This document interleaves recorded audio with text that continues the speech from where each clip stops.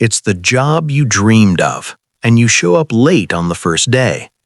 It's the relationship that is finally stable, and you pick an explosive fight over dirty dishes. It's a moment of pure peace, and your brain immediately hunts for something to worry about. If you have a habit of destroying good things when they finally arrive, you are not broken. You are terrified. But what are you terrified of? It's usually not failure. It's the success itself. Let's walk through the 5 hidden reasons why we sabotage our own happiness. Welcome back. Self-sabotage is a quiet tragedy. It's the art of getting out of your own way only to trip yourself just before the finish line. On the surface, it looks illogical. Why would anyone choose chaos over calm? But the human mind doesn't operate on logic. It operates on survival. And sometimes your survival instincts are running outdated software. They see a good thing not as a blessing, but as a threat. To stop ruining good things, we have to understand why our brain perceives them as dangerous. The first reason is that chaos feels like home. If you grew up in an environment that was unpredictable, volatile, or emotionally unsafe, your brain adapted. You learned to function in high-stress mode. Your baseline for normal became a state of alert. Peace, by contrast, feels foreign. It feels boring. Even worse, calm feels unsafe because your brain is waiting for the inevitable explosion. Psychologists call this an upper limit problem. We all have an internal thermostat for how much goodness we allow ourselves to feel. When things get too good, when they exceed your thermostat setting, your subconscious panics. It feels too vulnerable. It doesn't match your identity. So you do something to bring the temperature back down. You create a crisis to return to the familiar baseline of struggle. You ruin the good thing because the struggle feels more authentic to who you think you are. The second reason is the fear of the drop. This is about control. When you have something truly valuable, a great partner, a promising career path, you also have something to lose. The stakes are suddenly high. The fear of that potential future loss can be paralyzing. Waiting for the other shoe to drop is an agonizing state of tension. So, to relieve that tension, you drop the shoe yourself. You quit the job before they can fire you. You ghost the friend before they can reject you. If you destroy it first, you control the narrative. You don't have to deal with the shock of being blindsided by pain. It's a twisted form of self-protection.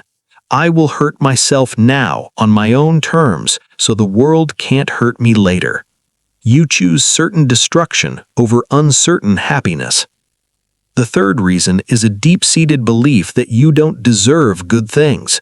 This is the inner critic, the voice often planted in childhood that says, "Who do you think you are?"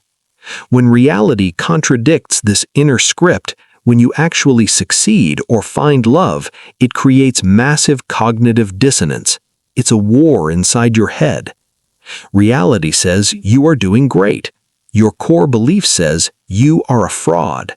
Your brain hates this contradiction. It wants your outside world to match your inside world. If you believe you are unlovable, genuine love will feel horribly uncomfortable. It will feel like wearing a coat that doesn't fit. So you tear off the coat. You sabotage the situation to prove your inner critic right. When it all falls apart, part of you feels a sickening sense of relief. You think, "See, I knew it wouldn't last. I knew I wasn't good enough." Order is restored, even if it's a miserable order. Reason 4 is subtle. It's the fear of losing who you are. Sometimes our struggles become our identity. Who are you if you aren't the struggling artist? Who are you if you aren't the person with bad relationship luck? We get comfortable in the role of the victim or the martyr. It's painful, but it provides a clear definition of self. When a good thing comes along that threatens to solve your defining struggle, it triggers an identity crisis. If you are suddenly happy, stable, and successful, you might not recognize yourself in the mirror. That loss of self-definition is terrifying, so you sabotage the solution to keep the problem, because the problem tells you who you are. Finally, reason 5 is biological. It's your ancestral brain. For hundreds of thousands of years, human survival did not depend on happiness, it depended on alertness. Contentment was dangerous for our ancestors. If a caveman sat around feeling blissful and relaxed, he probably got eaten by a predator. Our brains are wired to scan for threats, negative information, and problems to solve. This is the negativity bias.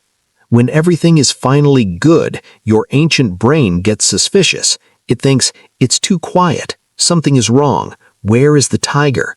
If it can't find a tiger, it will invent one. It will magnify a small flaw in your partner until it seems insurmountable. It will obsess over a tiny mistake at work. It's your survival instinct misfiring in a modern world where you are generally safe. You ruin the good thing because your brain thinks happiness is a trap. If you recognize yourself in these patterns, take a breath. Be gentle with yourself. These are not character flaws. They are defense mechanisms that worked at one point in your life, or perhaps in human history, but no longer serve you now. The antidote to self-sabotage isn't willpower, it's awareness. It's noticing the impulse to burn it down when things get good. It's recognizing that the panic you feel isn't a sign of danger, it's just a sign that you are approaching your upper limit of happiness. When you feel the urge to ruin a good thing, don't act on it immediately. Sit with the discomfort of being okay. Lean into the unfamiliar feeling of peace. Teach your nervous system that it is safe to be happy. It takes time to rewire these deep circuits, but you deserve to keep the good things you find. Sleep well.